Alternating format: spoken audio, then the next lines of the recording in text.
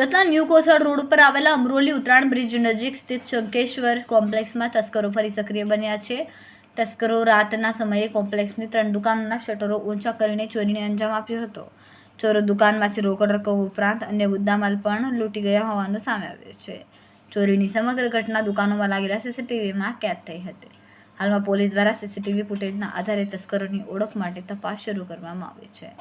સુરત શહેરમાં વધતી ચોરીની ઘટનાઓને લઈને સ્થાનિક વેપારીઓમાં ચિંતા વ્યાપી રહી છે. મારું નામ મેહુલ મારું છે. મારી અહીંયા શંકેશ્વર કોમ્પ્લેક્સમાં દિત્યા એન્ટરપ્રાઇઝ નામની ઓફિસ છે. સવારમાં વહેલી સવારે આશરે 6 વાગ્યાના આસપાસ અહીંયા મારી દુકાન અને બાજુની 2 દુકાનના તાળા તોડી ચોરી કરી ફરાર થઈ ગયેલો છે. મારી દુકાનની અંદર કશું ના હોવાથી કશું લઈ નથી ગયેલો, પણ બાજુની દુકાનમાંથી કેમેરા, રોકડ રકમ, સોનાની વસ્તુ આવું ઘણું બધું લઈ અને ફરાર થઈ ગયેલો છે. સવારમાં અમે જાણ થતાં સવાર વહેલી તકે અહીંયા પહોંચ્યા તો દુકાનના તાળા તૂટેલા હતા.